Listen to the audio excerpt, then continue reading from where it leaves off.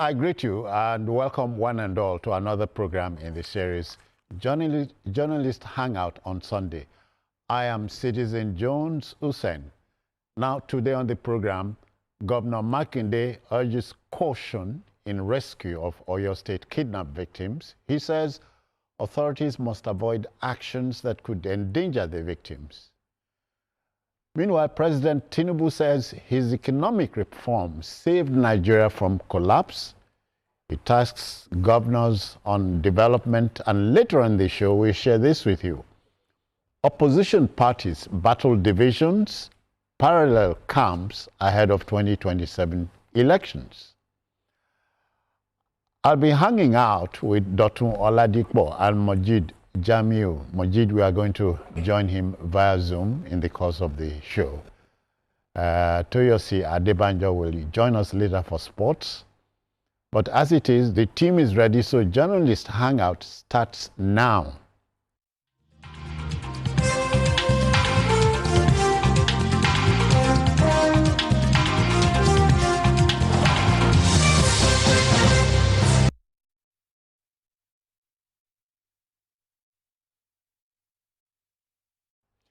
All right, folks, let's go. You know, without a doubt, Governor Seyi Makinde is the most scandalized chief executive in our country today. The Oyo State Governor has appealed for restraint and unity as the efforts intensify to secure the release of pupils and teachers abducted from primary schools in Orire local government area. To him, actions that are not well thought out could endanger the victims. Governor Makinde was on a sympathy visit to the families of abducted pupils in Ahoro Esinle, I hope I got that right, basic school in Orire Council area. According to him, the state government is fully committed to ensuring their safe return as he is working with security agencies. Governor Makinde, we wish you Godspeed, right? I do too. And like you said, it's a critical moment in the history of your state.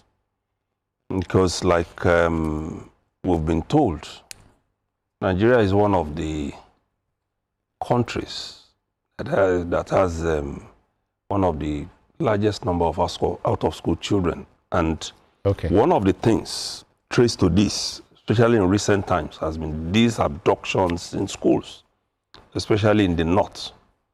Now it's happening in the southwest, where a lot of people never thought it would get to. I agree with Governor Makinde that we need caution now in approaching this issue. Over the past 2 weeks, we've seen videos from that kidnappers camp. And like the principal, Rachel Alamu said, even her husband, when Governor Makinde visited, they've been using the woman to reach out. And the panic we've seen shows that the situation in that camp is a critical one. Appalling. Yes, not even with the beheading of one of the teachers and the video shared online. That caution is necessary because penetrating that camp may not be as easy as we think. In fact, one of the inside stories that I was told informed Governor Makinde's position was that there was actually an attempt by security agencies to storm the place. Okay. And you know the way it is.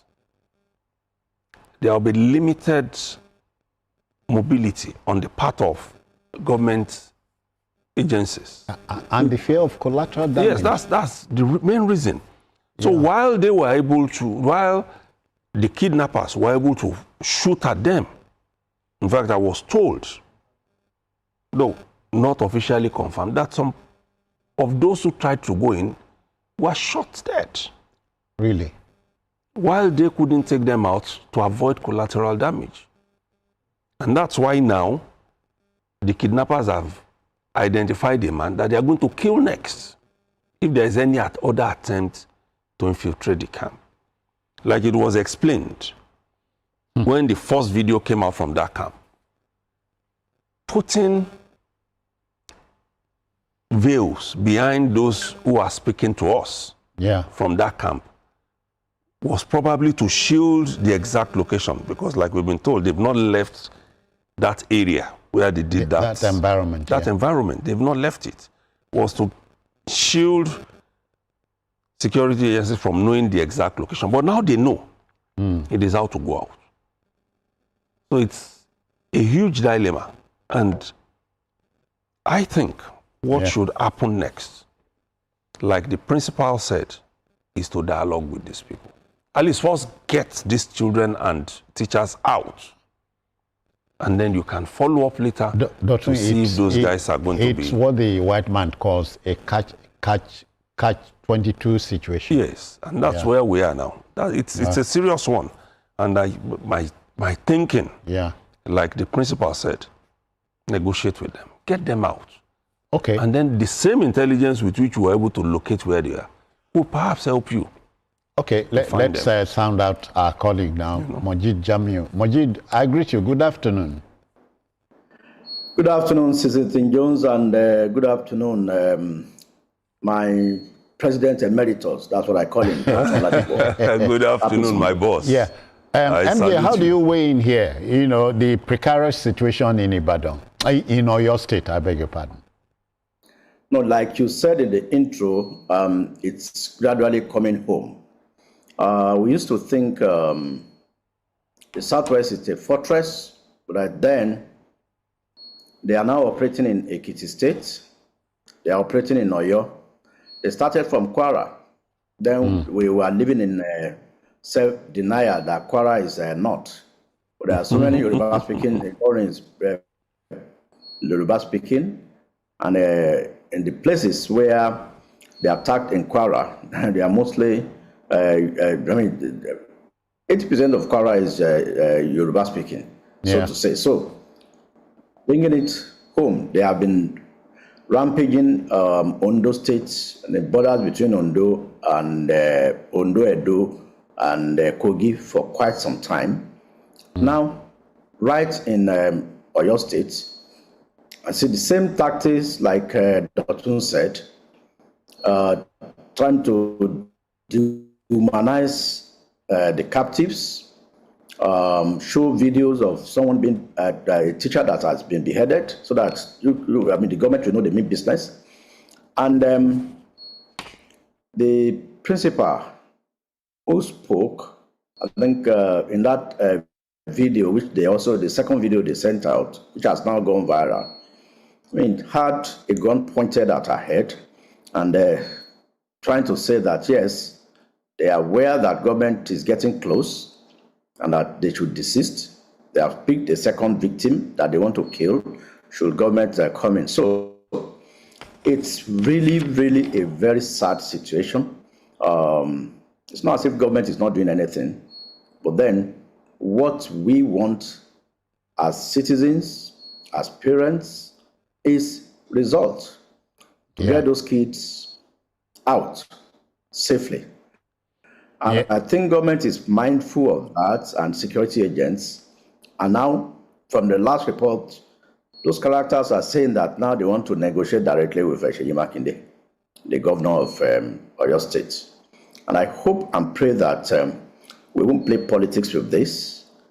It's not something the Oyo State governor can do alone. It needs the help of the federal government and security agents. Of course, it doesn't own its own security. So I hope that would bypass politics and be serious this time and ensure that the major objective of both Oyo and federal government and security agencies is to get those kids and their teachers out safe and alive. Safe and alive, and as soon as possible. And when you see the list of the captives, of the students as young as 4-year-olds, Yeah. There is a 1 year, 6 months. I mean, not up to 2 nothing years. could be there. more devastating. 1 year, 6 Yeah, months. MJ, you know. Okay, go on. So basically, whether I mean, like Yoruba will say, the motive here is to kill the snake. Whether it's a man or a woman that kills it does not really matter. We want The snake is those dead. kids and their teachers. We want them out alive and as fast as it's practicable. We can now face those characters later. And also, I mean, investigation is getting really close to them. Look at the case of Ijebu, which is similar to what is happening here. Yeah. Somebody who, I mean, he said he has 4 wives or whatever. No, I mean, they found a bag allegedly used to transport money, to convey money to bandits in his compound. And it's now saying that the bag belonged to his son that doesn't know anything about it. So that kind of person, I think the kind of treatment that is being meted out to bandits in Edo State, we should start, and in the Southeast, we should start demolishing their houses and sending them back to wherever they come from. Yeah. To destabilize them, to uproot them. If your kids are kidnappers and bandits, and you can't account for them, while the security operatives were closing in at them in Ogun State, they ran away. But then they'll come back to your house at night, and you say you claim you are Seriki in Ijebu. No, it's a no-no. It's a no-no. So we should wake up. We should all wake up and ensure that we stop this banditry, not only in the Southwest, but in the whole of the country. Yeah. Of course, it begs the question of how did we get here? You know. We'll always ask that question, but I think the major thing is to note that we are here. We are here now. So how do we get out of here? How do we get out of here is what we should be looking at, especially when those who are supposed to be sources of inspiration and all the rest are involved. Look at what Governor Dikorada said the other time. Yeah. He said on TV that they had a Security Council meeting, and within 5 minutes, those bandits already knew what they discussed. Look at the guy who was going to go to the House of Assembly in one of the northern states, who was caught as part of a team that kidnapped an 8-year-old, and they were demanding 15 naira ransom. 50 million. Yeah, that's where we are now. That's where we are now. So it's home now. Very dangerous. Okay. At that. And that is why the Oyo State situation must be handled carefully, because we don't even know those who are involved. No, the government spoke well. So, well, folks, let the debate continue in your part of town. But we're in this catch-22 situation. What do we do? How do we wriggle out? As MJ said. Okay, to our next story. You know,